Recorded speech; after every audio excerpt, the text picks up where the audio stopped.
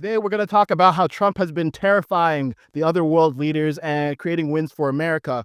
But we're also going to analyze why there's such different receptions to what Trump is doing between the political right and the left. Some people are reporting that what Trump did earlier today, which is put in place a 90-day pause on tariffs on every country except for China. The left is reporting that as Trump caving, and the right is reporting that as part of Trump's plan.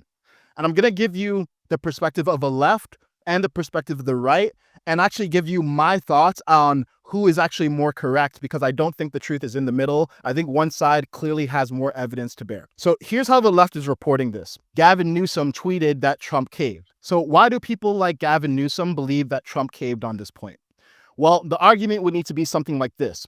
You would need to proceed from the fundamental premise that the amount of market reaction and reaction from world leaders that Trump has endured for the last several days has either been unanticipated or too great. And as a result, Trump has caved. And he's trying to save face with this announcement that he's putting in place a 90-day pause. That would need to be your argument. And underlying that argument is the worldview that Trump is not strategic, that he's impulsive, he can't see the consequences of his action, that he's reactionary, and that he doesn't have the nerve to withstand being hated or disagreed with by the world. That would need to be your argument. Now, the political right is reporting this as a win by Trump. And it depends on who you're talking to, but it's anywhere on the range of, hey, Trump is being responsive to moves in the market and he's making a smart move, to this is actually part of Trump's plan and he anticipated this move all along. And the argument there would be Trump has been planning and he has smart people around him who have helped him in that planning. For example, people like Scott Bessent, the Treasury Secretary, one of the most successful macroeconomic investors of our time. He's actually the guy who worked with George Soros, who I know is the boogeyman on the political right, to short the British pound. So this guy is no slouch when it comes to foreign markets and currency management and trade and understanding the bigger picture. Other arguments in favor of that would need to be, well, Trump is very used to adversity. Trump has been canceled and convicted and nearly killed. So if there's any guy who has the nerve to stand up to world leaders poo-pooing him for imposing tariffs, it would be him. A third argument would be, okay, well, if you're going to say that Trump caved, why did he cave on pressure from EU and South America and non-Chinese Asian nations, but not China? Why did he selectively cave? Why would he only cave to part of the world, but not the most threatening part of the world and our actual biggest political, military, geopolitical, and economic rival? So that would be the counter argument. And both of these proceed from fundamentally different worldviews that are basically founded on either your distrust of Trump or your trust of him. And if you fundamentally distrust him, it makes perfect sense that you would be like, oh, he's just impulsive and the markets were too chaotic and there's too much fear, uncertainty, and doubt. So eventually he had to cave, because everyone in the world stood up to this bully Trump. And then the argument on the right would be, well, no, I fundamentally trust Trump. He had a successful first term of economic policy, and he has been announcing that he wants to have tariffs, not just for the last 4 days or even last few months, but actually since the 80s, for the last 40 years. So he anticipated that there would be resistance, but he's staying the course here. The way to think about this is not, oh, well, there's two options and they're 50-50. No, the way to think about this is there are two possibilities with different probabilities. So what's the best argument for either? And it's not 50-50. It's also not 100-0, because this is not a binary, right? So we should be able to structure an argument and assign a probability to either outcome. Now, probably unsurprisingly at this point, I fall in line with the right. I believe that this is actually part of Trump's plan. I think he's actually a lot more strategic and intelligent than people give him credit for. And I'm not just saying that off of assumptions, because I'm someone who voted against Trump the last 2 times. I think he actually has a track record of economic policy, not just when he's president, but also when he was in private industry, that proves that he's just demonstrably good at negotiating. He's made a whole life out of deal making in real estate and construction. And this manner of very aggressive messaging and very, let's say, a lot of like powerful posturing to get what he wants, This is pretty standard fare and par for the course for Trump. That said, there's a non-zero chance that, yeah, he didn't anticipate this level of economic pressure in the opposite direction. And the US bond markets were looking really bad because China started selling US treasuries. And as a result, he decided, okay, this is too much pain. I personally would assign the chances of that at somewhere around 10%. Part of the reason why is because, again, part of the reason that the markets have been so reactive are because China is selling US bonds, but he still has tariffs on China. And moreover, he amped up the tariffs to 125%, same exact time that he announced a 90-day pause. So that's the way I want to invite you to think about it. Because look, not everyone is staunchly on the right or the left. In fact, most people in the country identify as independent at this point in our history. And most of us, myself included, are not actually in a strong position to evaluate macroeconomic policy. This is not something I feel confident on. I don't have a good idea of whether tariffs are the right or the wrong way. However, when it comes to the behavior of people, we get to see consistent patterns in behavior. But also, just from a human behavior standpoint, think of it this way. Let's say that you actually want not high tariffs, but equal tariffs. Let's say that your end goal is to get Europe and China and South America and all these other trading partners to get their tariffs as close to zero as possible and actually bring their non-tariff, non-monetary barriers as close to zero as possible too, because there are all sorts of regulations and restrictions that other countries impose on America that make it unattractive for American manufacturers and farmers to export their products. So it's not just about the tariffs, it's about other things that get in the way but act like tariffs. Wouldn't it be more effective to show that you're actually serious and you're actually willing to levy tariffs than to just say, hey, please lower your tariffs, otherwise we're going to levy ours? If you're dealing with a negotiating partner and you're on the other side of a table from someone, don't you believe them more if they've actually done what they said they're going to do? So in my opinion, this is a guy who got canceled, who got convicted, who got nearly killed, who the media has been demonizing for 10 years, who has had the most difficult political journey of any US politician ever. The idea that after 4 days, he would cave to the pressure, yeah, I'm going to assign that a low probability. Not zero, but pretty damn close. I want to talk about the bigger game in play here, because it's so easy when people are on social media and you're constantly ingesting all of these hot takes and you see the stock market correcting and you see people freaking out because their portfolio's red and you hear this fear mongering and you have a bunch of Nobel laureates saying that tariffs never worked and it led to the Great Depression.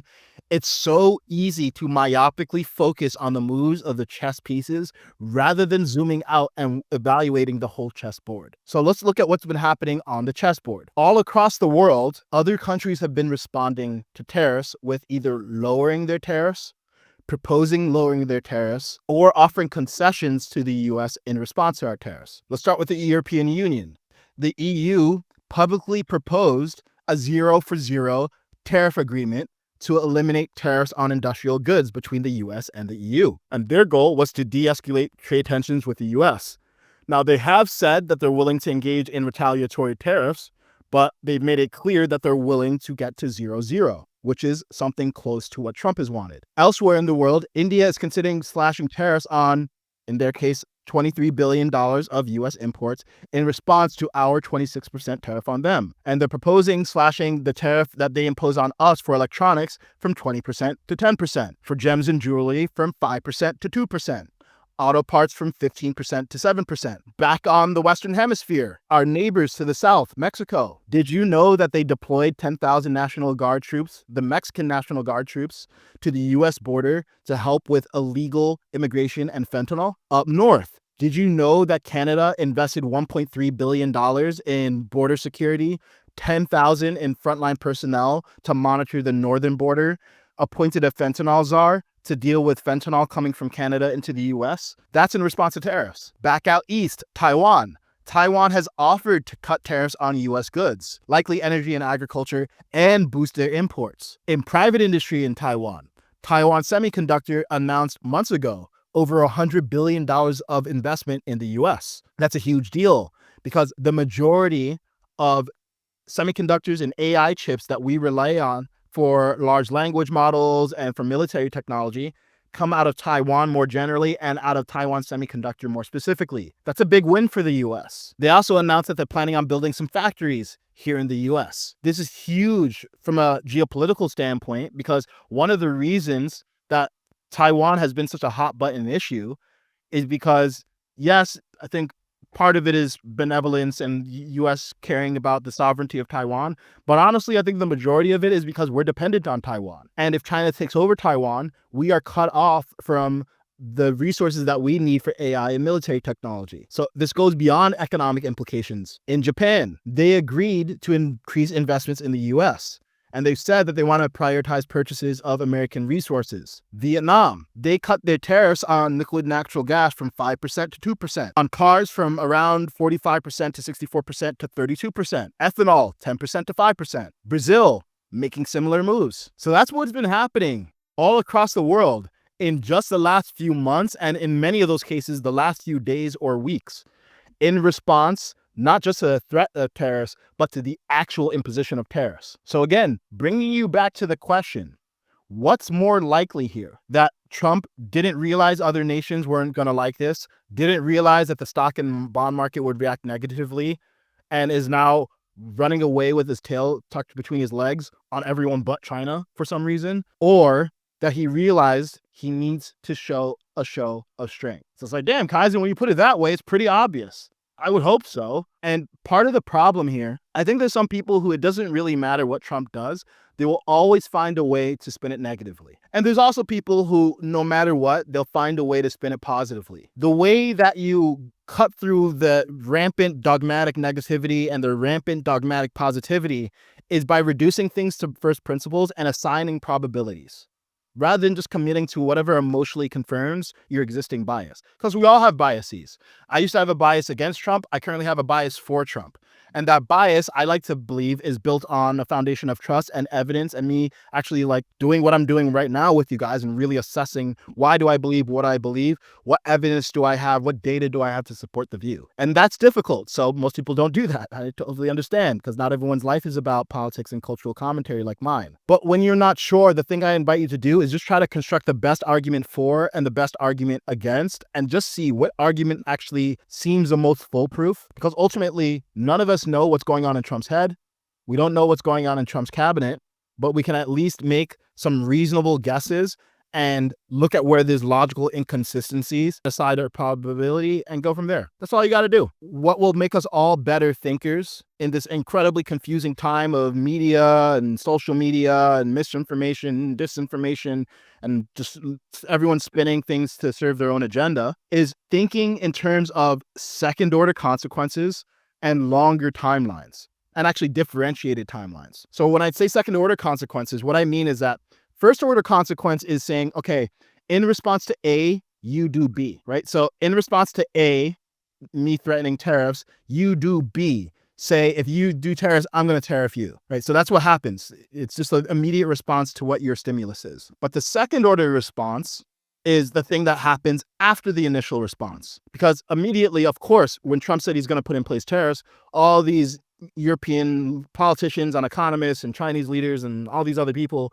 are going to say, well, we're going to retaliate. Because of course they're going to do that. What are they going to say? They're not going to say, oh, of course, you know what? We have been screwing over America. We are going to cave here. Let's just lower our tariffs, even though the reason that we have tariffs on the United States is because it obviously benefits us. So funny how everyone's upset about U.S. imposing tariffs without asking the question, well, why are other nations imposing tariffs on us? Because it's been aligned with their self-interest. So now we're doing what's aligned with our self-interest. But the second order consequence is these nations actually have to take a hard look, evaluate, okay, well, if U.S. was serious and they actually did impose tariffs, how would that impact my local economy? And once you start looking at the data, the fact of the matter is we are the biggest buyer of the world's goods. We all hear about GDP, numbers all the time, right? Well, our gross consumption is also really high, about $20 trillion. So many people see, oh my God, China is going to impose these tariffs and they're going to end our film industry, and it's these American businesses, it's going to cut into their bottom line. All these things matter, right? And there's obviously a balance, because we don't want to enter a recession or a depression just to rewrite the global order. But we have a lot more leverage than I think a lot of people realize. Maybe you think that the way that he executed these tariffs and executed the messaging could have been better. And if that's your argument, my question would be, What should have been done better? What should he have been doing differently?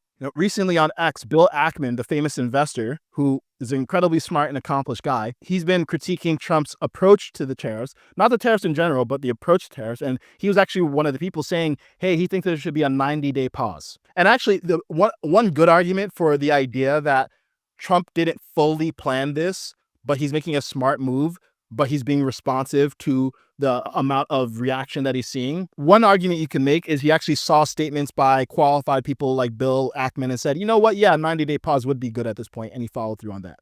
So it's the truth may be somewhere in the middle. But I would even say then, well, would it actually have been effective to say, hey, starting April 9th, I'm going to put in place a 90-day warning period. And at the end of that 90-day warning period, if you have not lowered your tariffs to be 0% or reciprocal with ours, we are going to tariff you. Does that move you? Does that sound as emotionally compelling? Does that sound as threatening at the negotiating table as, here's some tariffs, meet us here, otherwise we're going to tariff you harder? I know which one I would be more threatened by and more likely to actually get off my ass and address. So just think about this from, again, first principles, and not just the policy, but human behavior. Human beings respond to strength. Other world leaders respond to power. And to weave something in here, you guys remember the Zelensky incident from several weeks ago, where Zelensky went to the Oval Office. There were 39 minutes of Zelensky demonizing Putin, whether you think that's justified or not, that's what he was doing, of Zelensky saying that he needs security guarantees, of Zelensky getting visibly emotionally agitated until Trump finally said, hey, Zelensky clearly hates Putin. You see what I'm dealing with. And one thing that he said that I think was one of the most transparent things that anyone has ever said in geopolitical arenas is, you don't have the cards. You don't have the cards. You're right now not in a very good position. You've allowed yourself to be in a very bad position at examples to be right about the very beginning of the war. We're not in a good position. You don't have the cards right now. With us, you start having cards. Right now, you don't wear CIS on a spread. You're gambling with outside millions of people. You might think you have the moral high ground. And there's a reasonable argument that, yes, Zelensky does have the moral high ground. You don't have power. And power is a universal language. Morality is a local language. If you can't speak to someone from the other tribe, if you got spears and they got muskets, you know what language y'all are speaking. That's the ugly truth of the world. Most of what happens in the world on the geopolitical realm is not about morality. It's about power. So in order to get other countries to do what you want, merely saying it's not fair that they have higher tariffs on us is not going to get a lot of them to actually comply. You have to actually show that you're about it. Them's the rules of the jungle.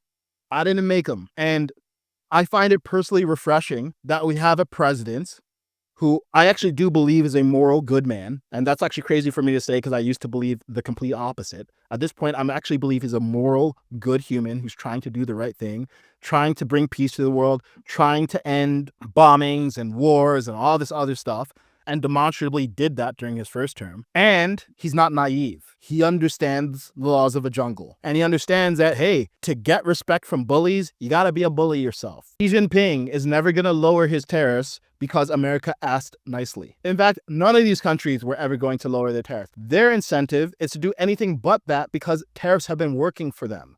And if they lowered their tariffs and that lowers revenue, they can lose their spot in government. We just got to be realists. But I think a lot of people were so unused to hearing politicians be truthful and speak about the game of power that humanity runs on, that when we hear someone being honest, it's triggering. People who are the most truthful often get accused of lying the most because people are so used to lying that they can't even recognize the truth when it's told to them. And on that note, I want you to watch this video from Chuck Schumer and Nancy Pelosi years ago. Yeah, please. Chuck Schumer and Nancy Pelosi, they've been talking about tariffs for decades. How far does China have to go? How much more repression?